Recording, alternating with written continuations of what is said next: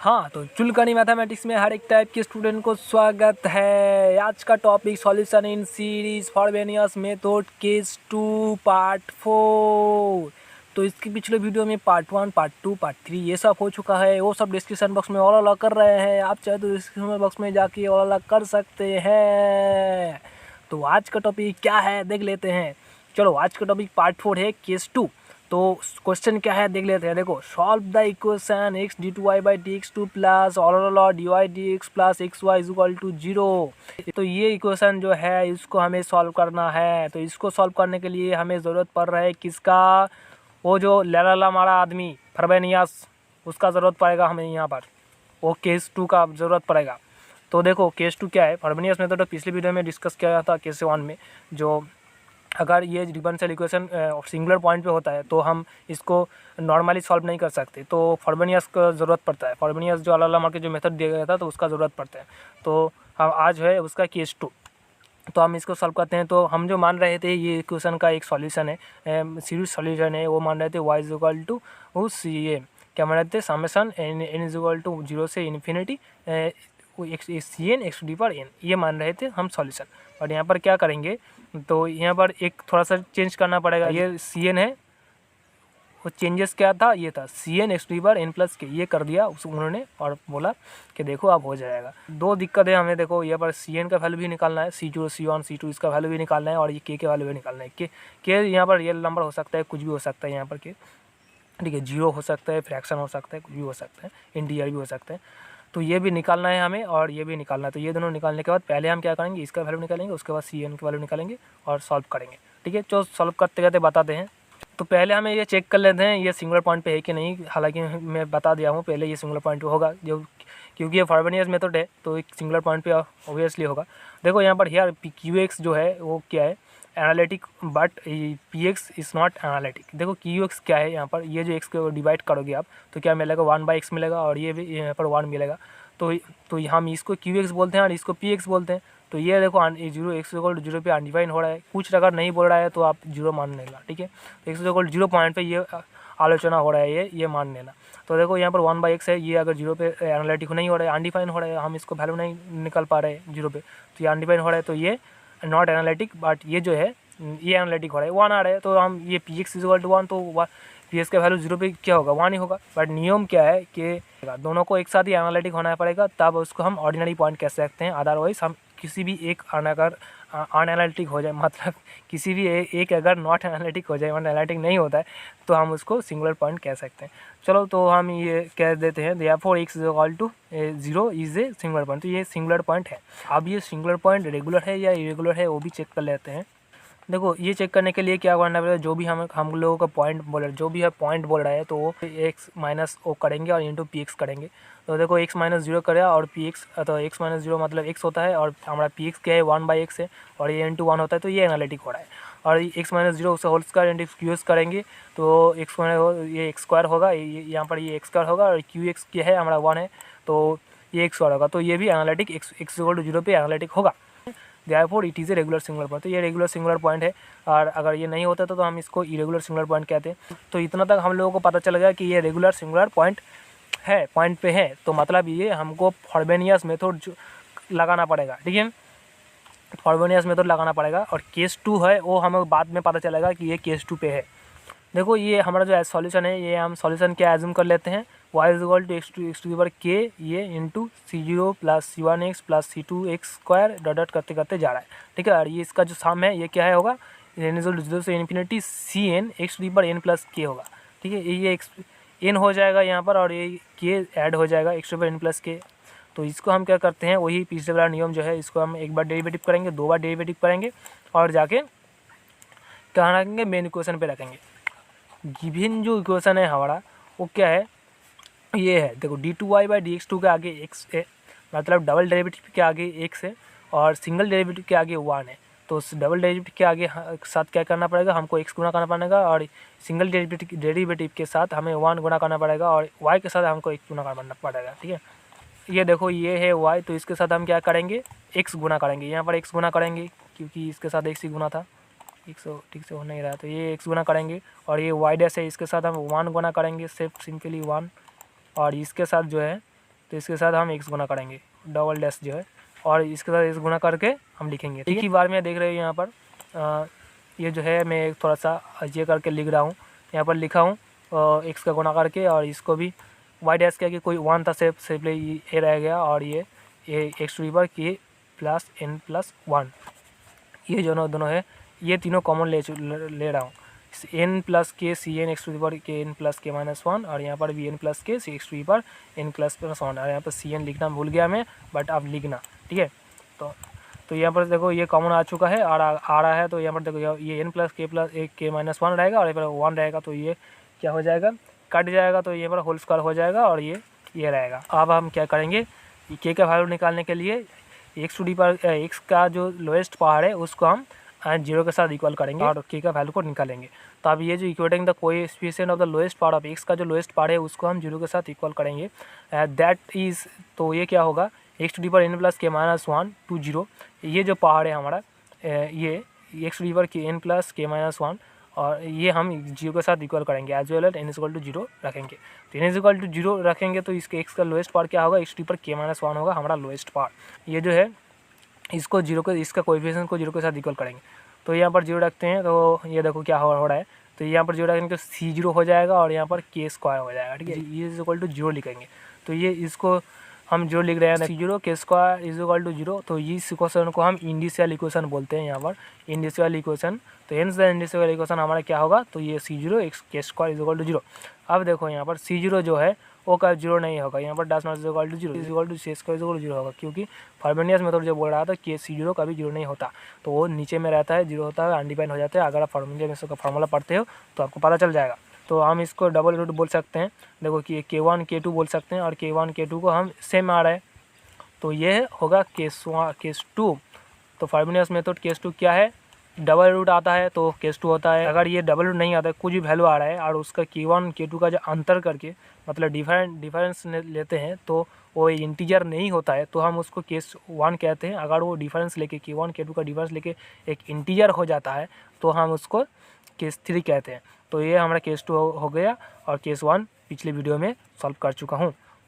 तो इसके बाद हम क्या करते हैं, now equal the different power of x का जो डिफरेंट पावर है उसको हम इक्वल करते हैं। देखो इसका जो डिफरेंट पावर है यहाँ पर आप देख सकते हो, तो यहाँ पर देखो हम क्या करेंगे, n प्लस के करेंगे, यहाँ पर भी n प्लस के करेंगे। तो यहाँ पर n प्लस के करने के लिए n की जगह पे हम क्या कर रखेंगे, n प्लस 1 रखेंगे, तो हमारा n प्लस के हो जाएगा, और यहाँ पर n माइनस 1 रखेंगे तो हमारा यहाँ पर n प्लस के हो जाएगा, ठीक है। देखो ये n की जगह पे n प्लस 1 रखते हैं, तो यहाँ पर c n प्लस 1 हो जाएगा, और यहाँ पर एक n प्लस के प्लस 1 के हो जाएगा, n प्लस 1 प्लस के हो जाएगा, और यहाँ पर क्या होगा, c n माइनस 1 हो जाएगा, और यहाँ पर n प्लस के हो जाएगा, तो ये दोनों हो जाएगा। देखो तो ये हो गया यहाँ पर n प्लस n 1 प्लस के स्क्वायर, और ये n plus c n plus 1 हो गया यहाँ पर, और ये जो है ये मैं माइनस कर रहा हूँ, तो n की जगह पे n माइनस 1 रख रहा हूँ, तो ये हो गया यहाँ पर हमारा, ठीक है। अब ये जो पावर है एक्स टू पावर के प्लस n प्लस के, इसका जो पावर है इसका कोएफिशिएंट को हम 0 के साथ इक्वल करते हैं, तो हमें क्या मिलता है, तो इस c0 c1 c2 इसका वैल्यू भी मिलेगा हमको। देखो now equal the coefficient of x to power k n plus k to 0, ठीक है, ये हम इक्वल करते हैं 0 के साथ। n प्लस 1 प्लस के उसका होल स्क्वायर मिल रहा है, और इंटू सी n प्लस 1 मिल रहा है, और यहाँ पर सिर्फ सी n माइनस 1 मिल रहा है, तो ये मिल रहा है हमको। तो अब देखो ये जो सी एन है इसको हम दाएं तरफ लाते हैं, तो ये माइनस करके दाएं तरफ लाया, और ये जो है वैल्यू, इसका वैल्यू को हम यहाँ पर लिख दिया। और अब देखो यहाँ पर n का जो वैल्यू है वो greater than is equal to 1 होना चाहिए, क्योंकि यहाँ पर देखो n का अगर जो वैल्यू है अगर 0 रखते हो, n 1 से छोटा कोई वैल्यू रखते हो यहाँ पर तो नेगेटिव हो जाएगा यहाँ पर, तो ये नहीं होना चाहिए। तो n की वैल्यू 0 से स्टार्ट नहीं होगा, 1 से स्टार्ट होगा। यहाँ पर देखो मिनिमम क्या हो सकता है, n की वैल्यू 1 से स्टार्ट होगा, ठीक है। चलो आप रखते हैं n की जो वैल्यू 1 से स्टार्ट करते हैं, जब n की वैल्यू 1 है तब क्या है वैल्यू, तो तब यहाँ पर क्या होगा, तब यहाँ पर 1 रखोगे तो 2 हो जाएगा, तो c2 हो जाएगा यहाँ पर। और यह देखो यहाँ पर क्या हो रहा है, यहाँ पर 1 रखते हो तो c0 हो रहा है, और यहाँ पर 1 रखते हो तो 2 हो रहा है, तो c0/2 प्लस के उसका होल स्क्वायर ये हो रहा है यहाँ पर। आप ऐसे ही आप 2 रखोगे, ऐसे ही आप क्या रखोगे, n की वैल्यू 2 रखोगे तब क्या मिलेगा, यहाँ पर 3 मिल जाएगा, और ऐसे ही अगर 3 रखोगे तो यहाँ पर 4 मिल जाएगा। कुछ एक प्लस होकर रहा है, तो n की जब भी जो वैल्यू रखोगे आप तो एक प्लस होकर यहाँ पर हो जाएगा। और सिमिलरली केस यहाँ पर होगा, n की पर यहाँ पर जो होगा यहाँ पर भी वही होगा, 3 होगा, यहाँ पर 2 होगा तो यहाँ पर 2 होगा, क्योंकि देखो यहाँ पर सेम वैल्यू है यहाँ पर इसलिए यहाँ पर जो होगा यहाँ पर भी यही होगा। तो इस तरह करते करते जाएगा। फिलहाल यहाँ पर देखो और एक बार वैल्यू में आ जाओ। यहाँ पर अगर यहाँ पर n इज इक्वल टू 3 रखते हो तो क्या मिल रहा है, देखो यहाँ पर 4 मिलेगा। तो यहाँ पर 4 मिल जाएगा आपको सीधे, n+1 जो तो है यहाँ पर, तो यहाँ पर 4 मिलेगा। तो 4 मिलेगा तो ये आप देखो यहाँ पर ये क्या हो जाएगा, यहाँ पर इस जगह को ये 3 रखते हो तो 2 हो जाएगा, तो C2 हो जाएगा। तो आप C2 का जो वैल्यू है वो हम यहाँ पर रखेंगे। तो C2 का वैल्यू क्या है, -C0 है 2 + k। तो C2 जो वहाँ पर रख देते हैं, C0 वैल्यू 2 + k उसका होल स्क्वायर है, और नीचे में और 4 + k उसका होल स्क्वायर है। तो यहाँ पर मुझसे गलती हो गई है, यहाँ पर 4 + p होगा और यहाँ पर 2 + k होगा, ठीक है। तो आप ठीक कर लेना यहाँ से देख के, कुछ इसी तरह से चलते जाएगा। तो आप देखो यहाँ पर आप देख रहे हो यहाँ पर C2, C3, C4, C5 जो वैल्यू है वो मिल चुका है हमें। तो C1 का जो वैल्यू है उसको हमें निकालना होगा बाबुआ। तो हम उसे कैसे निकाल लेंगे वो देखते हैं, जरा आ जाओ। तो C1 का जो वैल्यू है वो निकालने के लिए हम इक्वेशन 1 पे आ जाते हैं। इक्वेशन 1 कहाँ है, ये देखो यहाँ पर इक्वेशन 1 है, जहाँ पे हम k का जो वैल्यू है वो निकाले थे। k का जो वैल्यू है वहाँ पर निकाले थे। देखो जी यह इक्वेशन जो 1 है, ये इसका जो कोई लोएस्ट पार है, x का जो लोएस्ट पार है उसका कोएफिशिएंट को हमने 0 किया था और k की वैल्यू को निकाले थे।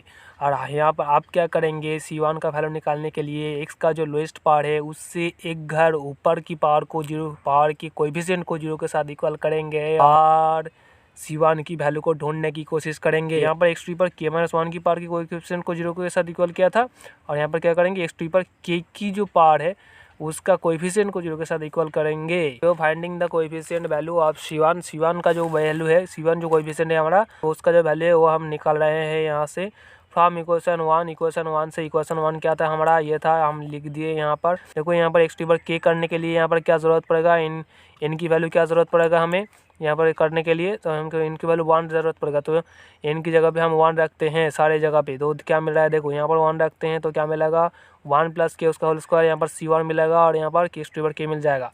यहाँ पर कोई भी x2 पर k का कोएफिशिएंट हमें नहीं मिलेगा। हम यहाँ पर -1 तो नहीं रख सकते, 0 रख सकते हैं। मिनिमम क्या रख सकते हैं, 0 रख सकते हैं। तो 0 रखने के बाद भी देखो हमें क्या मिल रहा है, x2 पर k+1 मिल रहा है। तो यहाँ पर x2 पर k नहीं, तो सेफ कहाँ है, यहाँ पर है x3 पर k, उसका कोएफिशिएंट क्या मिला हमें, 1 + k उसका होल स्क्वायर C1 मिला है। तो ये सिर्फ इसको ही हम 0 के साथ इक्वल करते हैं। देखो ना अकॉर्डिंग टू कोएफिशिएंट पावर तो 0, तो इसको 0 के साथ इक्वल करते हैं। देखो क्या 1 + k उसका होल स्क्वायर C1 = 0।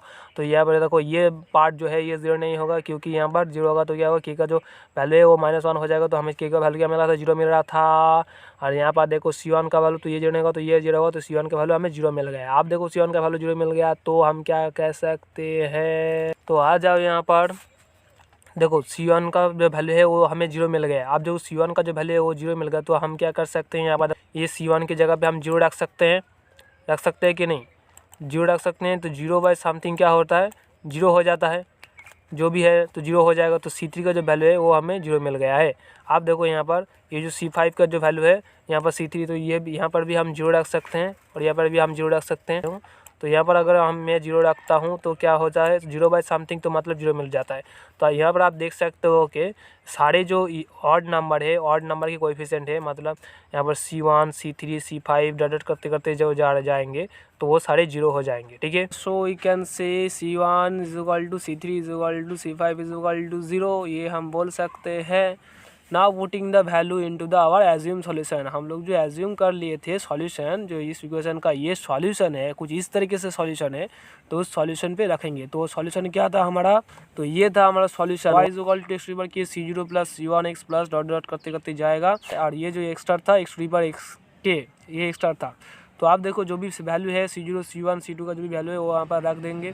तो रखने के बाद क्या मिल रहा है, देखो कुछ इस तरीके से मिल रहा है। रखने के बाद x3 पर k C0 का जो भी है, C1 जो वैल्यू है, ऐसे इवन और जो नंबर है वो सारे वैल्यू 0 है, सारे इसका क्या वैल्यू मिलेगा, अब सिर्फ इवन नंबर की वैल्यू आपको मिलेगा।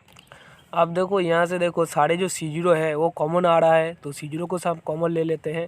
तो C0 को कॉमन लेके हम बाहर लिख दिए, और बाकी जो रह गया यहाँ पर उसको हम W नाम दे देते हैं, ठीक है। तो इसके बाद क्या करना है वो बता देते हैं। देखो इतना तक कर सकते हैं, पिछले वीडियो में जैसा हुआ था पिछले रूल के जैसा सेम है। तो आप देखो क्या करना है, तो ये जो W है, ये C0 को बाहर निकाल के आप W नाम दे दोगे। W जो है, इस W को डब्ल्यू पे एक बार के का वैल्यू रख दोगे, ठीक है। के का जो वैल्यू है हमारा, के का क्या वैल्यू है, डबल रूट है हमारा 0 है, तो एक बार हम रख देंगे के का वैल्यू, तो जो निकलेगा उसको हम W1 बोलेंगे। इसका काम खत्म हो गया। आप क्या करेंगे, देखो ये जो W है, ये W पे एक बार डेरिवेटिव करेंगे कुछ इस तरीके से, dw/dy कुछ इस तरीके से डेरिवेटिव करेंगे, देखो कुछ मिलेगा हमें कुछ इस तरीके से। और ये जो डेरिवेटिव है, इस डेरिवेटिव पे फिर से हम एक बार k = 0 रख देंगे, ठीक है। k = 0 रख देंगे, फिर क्या बोलेंगे, जो भी मिलेगा हमें उसको हम W2 नाम देंगे। और आखिरी में क्या करेंगे, हेंस द कंप्लीट सॉल्यूशन। ये जो W2 है, ये जो W1 है, एक कांस्टेंट ए को W1 प्लस B W2, इसको हम सम कर देंगे, फिर हमारा जो सॉल्यूशन है वो मिल जाएगा हमें, ठीक है। तो ये स्टेप है। तो स्टेप क्या है, पहले फिर एक बार मैं रिपीट कर देता हूँ। ये जो W मिलेगा आपको, C0 को कांस्टेंट को बाहर निकाल के W मिलेगा, उस पर एक बार K का वैल्यू रख देना है। एक बार डबल रूट होगा तो एक बार वैल्यू रख देना है, उसके W1 नाम दे देना है। फिर ये जो W है, उस W को एक बार डेरिवेटिव करना है, और डेरिवेटिव करने के बाद फिर से हम इसको एक बार के का जो वैल्यू है उसको डेरिवेटिव पे हमें आपके के का वैल्यू रखेंगे, ठीक है। W पे एक बार रखेंगे और एक बार के रेस्पेक्ट में डेरिवेटिव करेंगे, उसके बाद रखेंगे इसका वैल्यू दिए। उसको रखने के बाद हमें क्या करना है, सम कर देना है, ये W1 ये W2 सम कर देना है, ठीक है।